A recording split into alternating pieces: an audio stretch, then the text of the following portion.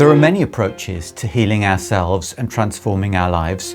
For many people watching this, energy healing will be an obvious one.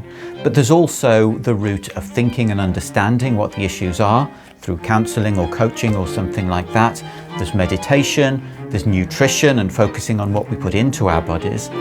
But there's one element of healing that's often overlooked and that can bring all of the other elements together and make them a lot more effective. I recently joined an online 4-day Tony Robbins program with my son. And at the very beginning, I noticed there were a lot of people who were waving their arms around and cheering. And I thought to myself, and please do forgive the stereotype here, why do Americans love whipping themselves up into a state of artificial excitement at every opportunity?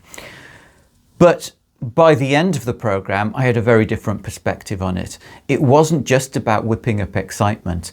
It was about changing the condition that we're in through the movement that we do with our bodies. It's actually one of Tony Robbins' key principles that the first step to making change is to change the state that we're in, because the mind on its own has limitations. So we can sit and work out and theorize and understand and introspect and get some understanding of what we should do. But that's not very likely to translate into positive action if our physical state is heavy, and as you will know if you're a follower of energy healing, if our emotional state is weighed down by repressed emotions, by beliefs and assumptions that have accumulated over time, that all brings us down. And one thing that can help shift it and to access much of the benefits from the other methods, including energy healing, is movement. Because movement, and the more vigorous the movement, the better, actually changes our biochemistry. It changes us physiologically. So we have less stressful cortisol in our body after a load of movement, and much more endorphins, which give us a more positive feeling. And it just feels like the cobwebs have been cleared away. We've got a clearer sense of balance and motivation, and it really gives an extra layer that can support the healing work and the other work that we're doing alongside it. Movement's not a miracle solution in itself, but it can be an essential component to unlock all of the benefits of other ways of approaching healing. And sometimes it's really hard, because when we're feeling heavy, when we're feeling like that weight within our body, the last thing we want to do is to get up and move. It's much easier to switch to other ways of making progress, understanding and healing and whatever else, and wait until the right moment for movement. But when we feel like that, it is the right moment, because that heaviness in the body, it's a signal to us that we've got heaviness that's weighing us down, that's stopping the effectiveness of the other methods of healing. And so that's the time when we actually need to do the movement to get past that. So that heaviness that makes us feel like we don't want to move is actually there because we're not moving enough. So the way I try to think of it now is not to wait until that heaviness is there, and not wait until I notice that signal to do some movement, but to build in movement breaks into the day. It might just be 2 or 3 minutes here and there. You could do some rebounding, some energetic jumping or dancing, or going for a run ideally. Or if it's all that you feel you can manage, just a walk. So we end up with a condition of being more motivated, and where the other types of healing tend to be more effective.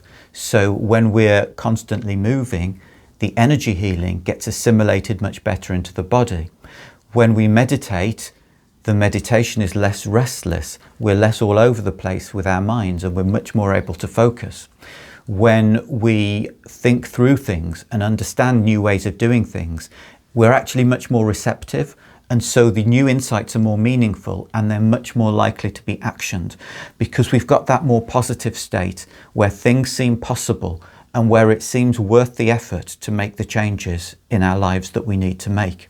This is the foundation of self-improvement. And we might notice that effect very suddenly and very dramatically from one burst of exercise, or it might be something that accumulates over time. But it's something that's really important that I'm sure we all want to incorporate into our lives. And when we know we're going to have to do it anyway, and that we're not going to be able to negotiate with ourselves to get out of it, then being tentative just prolongs it and it's not worth it. It's like if you go to a swimming pool, do you want to be somebody who spends ages dipping their toe into the water, freezing, or who just jumps in and gets it all over with in one go, knowing that it's not going to be fun, but not letting that make a difference to the decision? So the key thing is to overcome any resistance that we have and just make a decision to do it regardless. Of course, there's no need to go crazy. We don't want to push our body past its limits. We need to listen to the body. Short bursts of exercise is normally enough. More is good if you've got time and if you're able to do it. But just getting that regularity of short bursts of movement is the most important thing.